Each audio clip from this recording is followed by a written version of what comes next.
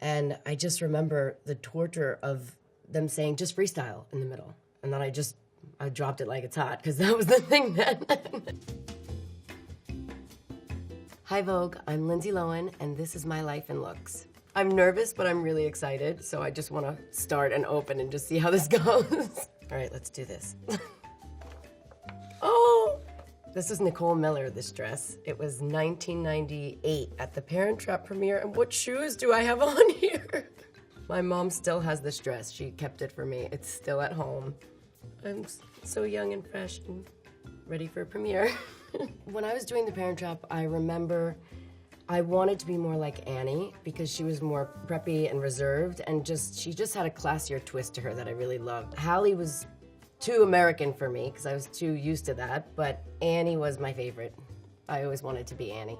I was always, as a young girl, really into fashion. My mom knew how much I loved it, so we went shopping for this dress, and I was the kind of little girl that on my 5th birthday, I had the greatest birthday dress with these kind of puffy sleeves and flowers all over. And my mom had to hide it from me because I tried to wear it every single day with baby pink leather cowboy boots. All right,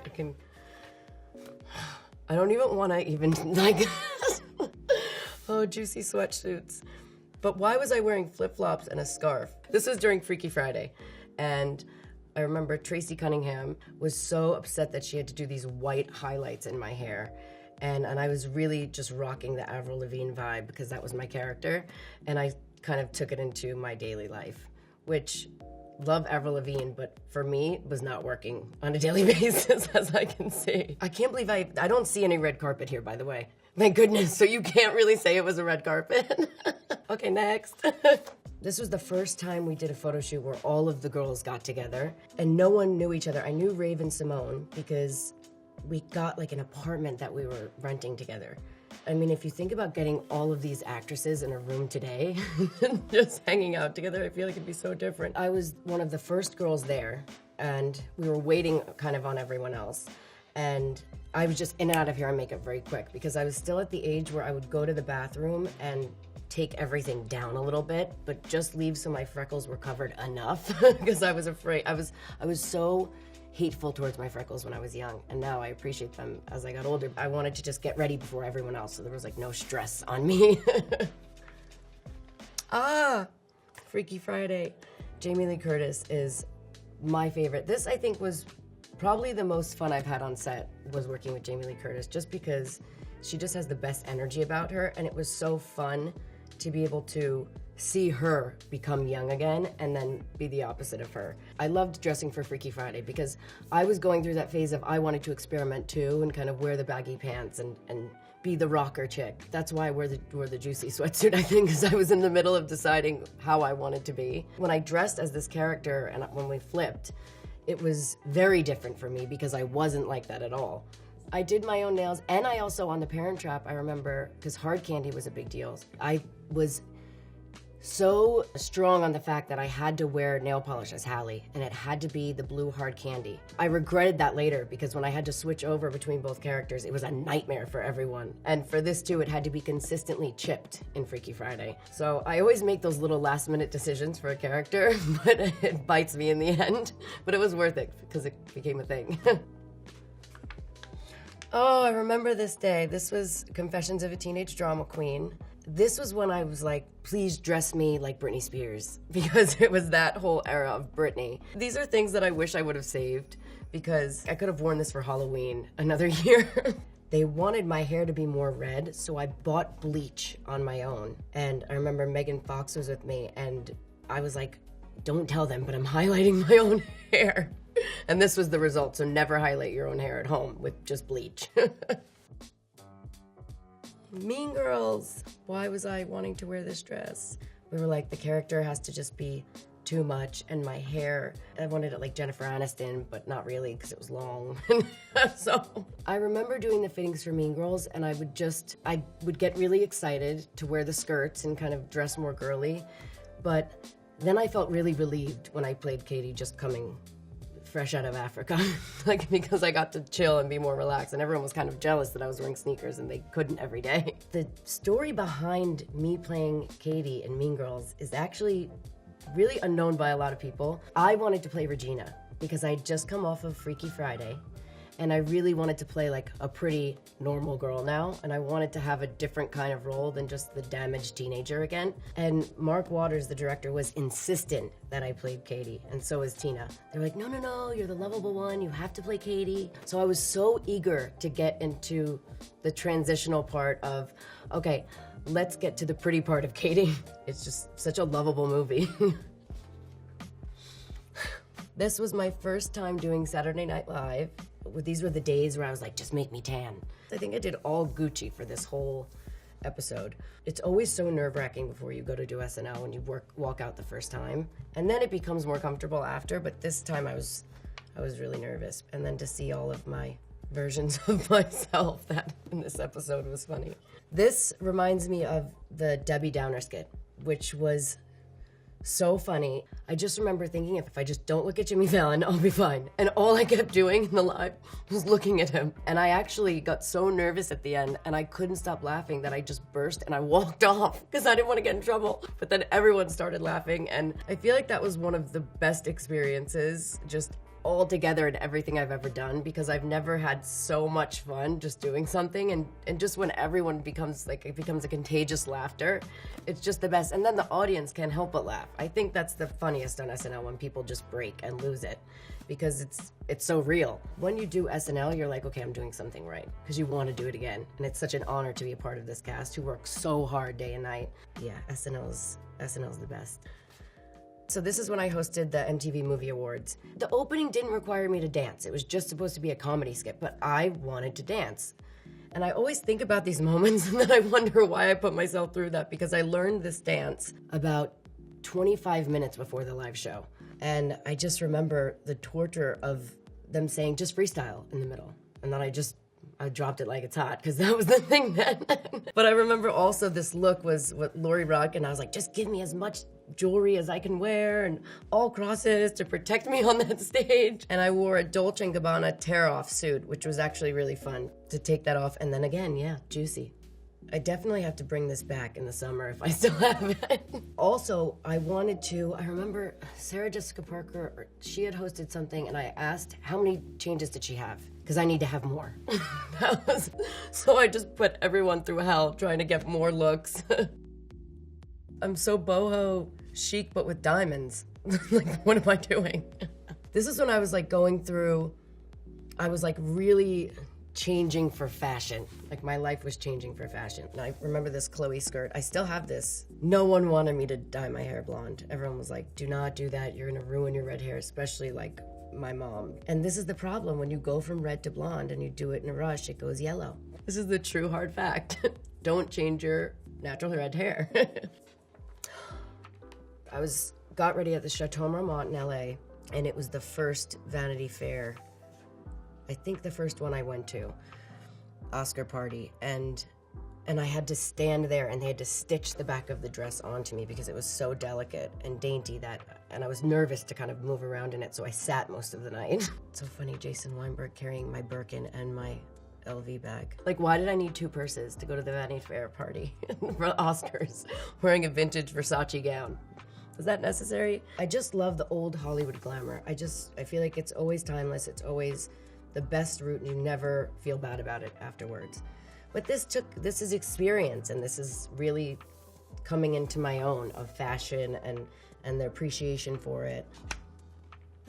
This is Marchesa that I wore to the Met. I didn't really know what I was gonna experience at going to the Met Gala and really being appreciated and welcomed to this event, and I was just so excited to go there. And the theme of this was Anglomania, but I'm asking if I really fit the theme here. Like, I can't tell if I fit the theme at all.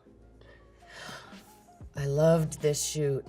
This was Miu Miu, and we shot this in London. This was the first time that I really got the taste of doing a campaign because of how still you have to be and how it's positioned for the purse and the shoe and the dress. But I love shooting with them, and this was just a really fun day.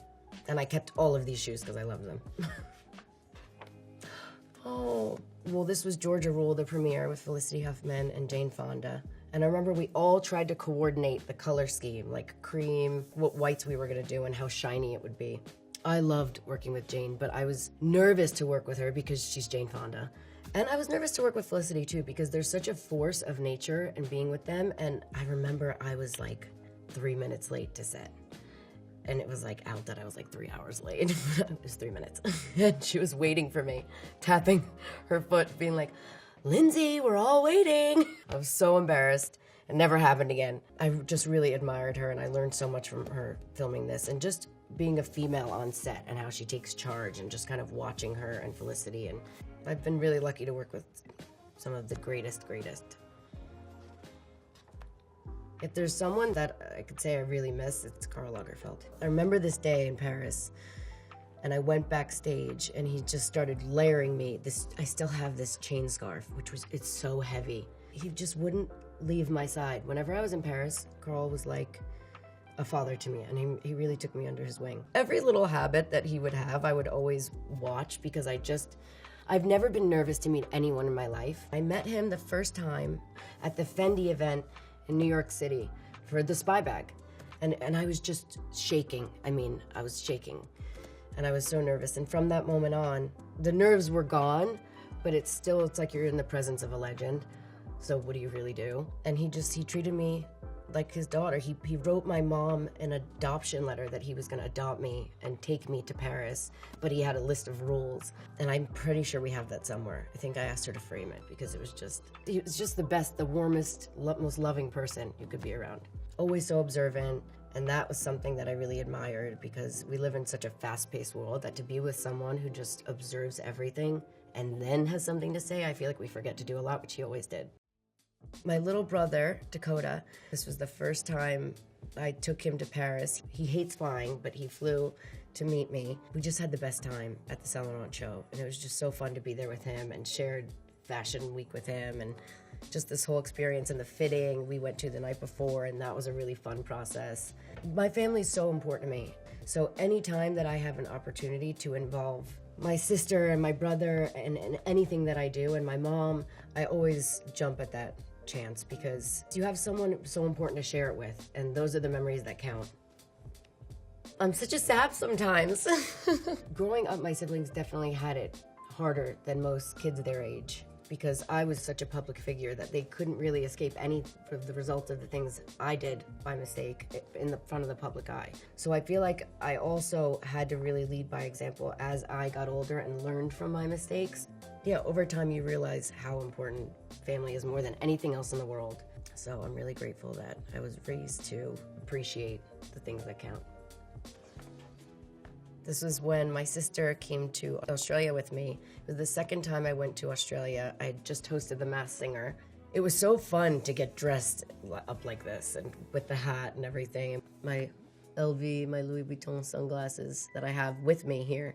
I loved working on Australia. It's such a beautiful place, and everyone's so sweet and nice, and it's very positive vibes over there. Yeah, I lived, New York, LA, and now Dubai. It just really happened how I moved to Dubai. It was just, I got there and I felt a certain sense of just like calm. I think it's because paparazzi is illegal there.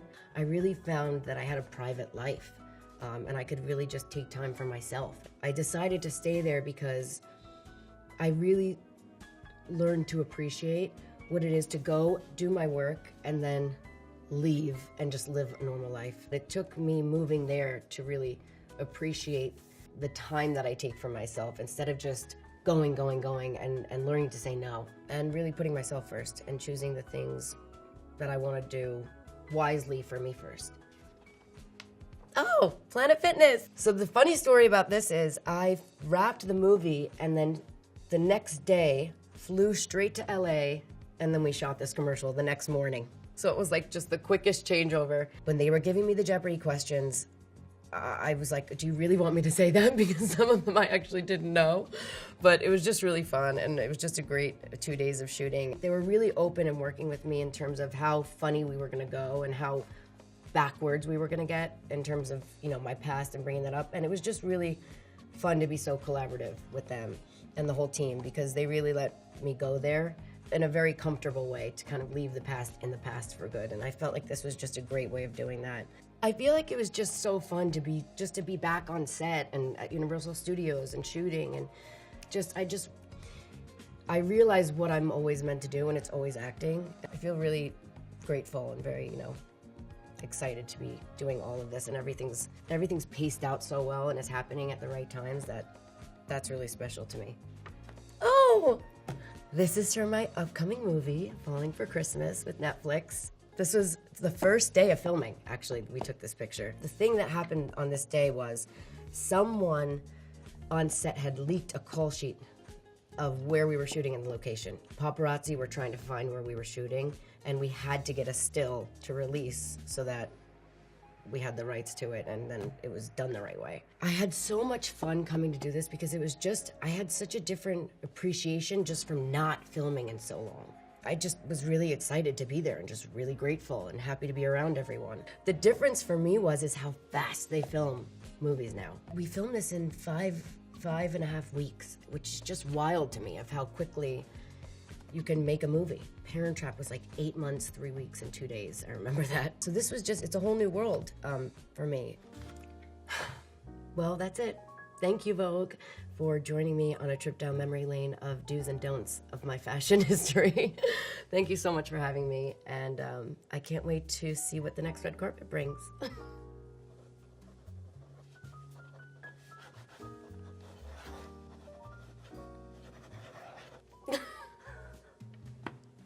I felt so poised doing that. Okay, that's it.